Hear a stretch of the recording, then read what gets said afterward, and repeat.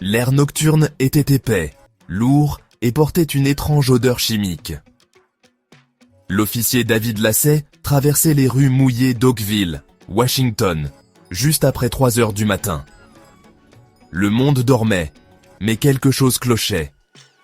La pluie sur son pare-brise ne perlait pas, elle s'étalait, créant un film flou que ses essuie-glaces ne pouvaient se nettoyer. Lacey se gara sur le côté, l'inquiétude lui serrant l'estomac. Il sortit, ses bottes crissant sur l'asphalte humide, et tendit une main gantée.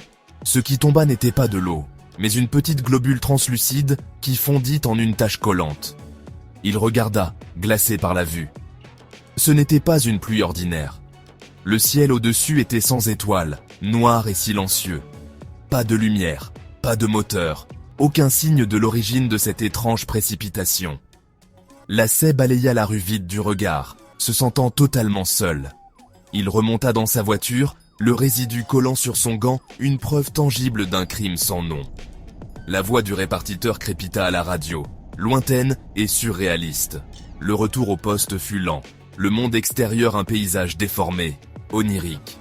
Chaque lampadaire était un halo flou, chaque ombre semblait bouger. Il essaya de rationaliser. Un déversement chimique? Une anomalie atmosphérique? Rien ne correspondait. La substance semblait presque organique. Cette nuit-là, l'officier Lacey n'a pas seulement été témoin d'un événement météorologique étrange, il se tenait au bord d'un mystère qui allait bientôt engloutir toute sa communauté. La pluie avait laissé plus qu'un désordre, elle avait laissé une peur du ciel lui-même. Oakville ne serait plus jamais la même. Les premières gouttes de l'inconnu étaient tombées, et les questions ne faisaient que commencer. Avant les blobs, Oakville était une ville de cartes postales, calme, nichée parmi les conifères et les collines. La vie s'y déroulait à un rythme doux, dicté par les saisons et les liens d'une communauté soudée. Le restaurant local était le centre social, où les nouvelles voyageaient sur des murmures autour d'un café. Les gens étaient terre à terre, pratiques, bûcherons, fermiers, petits commerçants. Les enfants jouaient librement, les portes restaient déverrouillées, et la confiance était le fondement de la ville. Les jours se déroulaient avec une monotonie réconfortante. Bus scolaire, facteur, la sirène de midi. Les soucis étaient simples. Le prix du bois, les matchs de football, le premier gel. L'idée d'un mystère déroutant était impensable. La normalité d'Oakville était son plus grand trésor. Mais le 7 août 1994, cette paix fut brisée. Le ciel, autrefois source de vie, était sur le point de livrer quelque chose d'alien. La scène était prête pour un mystère qui entrait la ville à jamais. Cela commença comme une légère averse matinale, typique du nord-ouest pacifique. Mais la pluie était épaisse, lourde, et tombait en s'écrasant. Dottie Hearn remarqua que les gouttes n'étaient pas de l'eau. Elles étaient des blobs translucides, gélatineux. Elles adhéraient à toutes les surfaces, se dissolvant en un film collant. De l'autre côté de la ville, d'autres virent la même chose. Des blobs recouvrant voitures, outils, pelouses. La pluie dura 20 minutes, couvrant une zone de 20 miles carrés. Pas de tonnerre, pas d'éclair, juste le doux clapotis de gelée tombant d'un ciel gris. Les habitants essayèrent de la laver, mais elle ne fit que s'étaler. Confusion et dégoût se propagèrent. Les témoignages inondèrent de la police et les stations de radio. Certains disaient que cela ressemblait à du tapioca, d'autres à des méduses. L'officier Lacey, maintenant en plein jour, vit l'étendue totale. La ville était couverte. L'événement n'était plus une bizarrerie solitaire, c'était une crise. La pluie avait cessé, mais le mystère ne faisait que commencer. Oakville était unie dans l'incrédulité, chaque habitant se sentant seul avec sa peur. La sérénité de la ville était brisée. Le ciel avait livré quelque chose que personne ne pouvait expliquer, et les conséquences commençaient tout juste à se dérouler. Le lendemain, la peur remplaça la confusion. Les animaux tombèrent malades, chats, chiens, bétail, certains moururent en quelques jours. Le lien était immédiat et terrifiant. Les blobs étaient toxiques. Les gens qui touchèrent la substance tombèrent de malades aussi. Dottie Hearn fut hospitalisée avec des symptômes graves. Une vague de maladies balaya Oakville. Des dizaines rapportèrent des symptômes grippaux, une fatigue extrême et des vertiges. L'officier Lacey tomba malade également. La clinique locale était débordée. Les médecins étaient déconcertés. La communauté, autrefois unie par la confiance, était maintenant unie par la terreur. Les parents gardèrent les enfants à l'intérieur, et le ciel devint une source de peur. Les blobs se dissolurent, mais l'anxiété demeurait. Oakville se sentait assiégé par un ennemi invisible.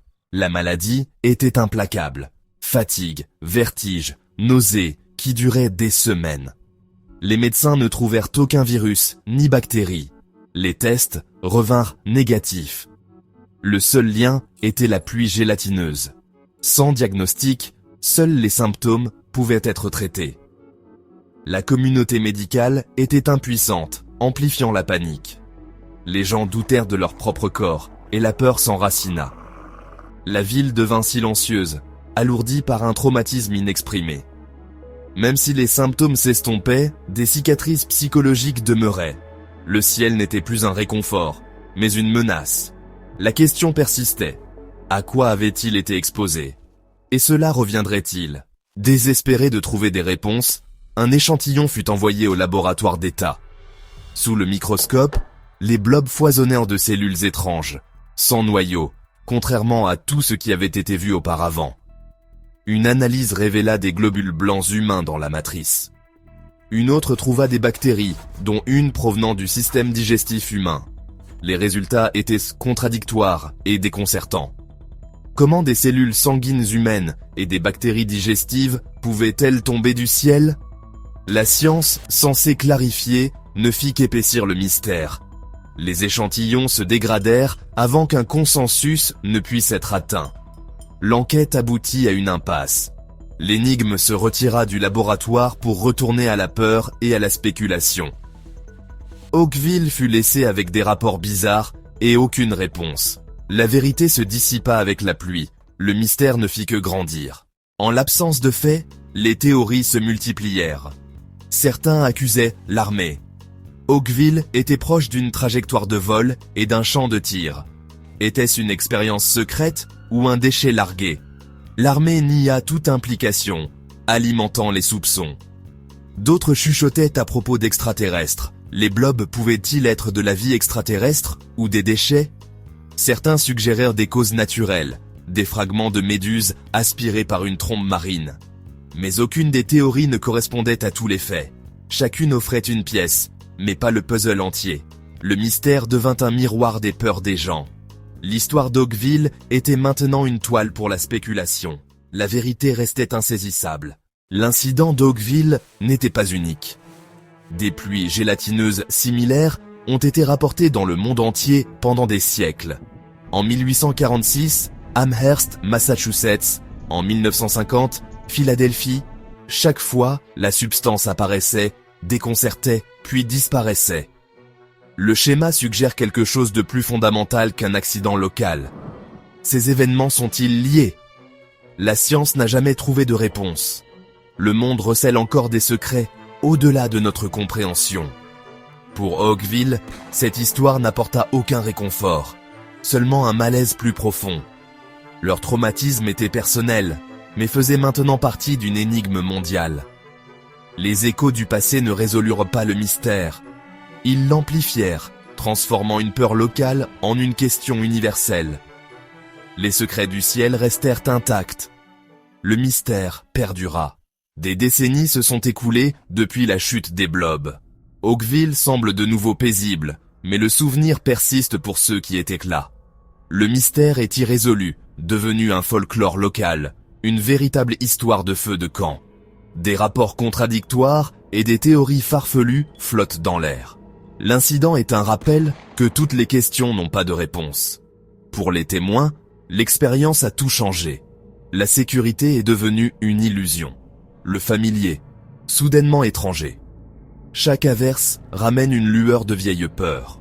L'histoire se termine par un point d'interrogation. Un murmure que le ciel garde encore des secrets. Le mystère perdure. Une énigme silencieuse dans la mémoire collective d'Oakville.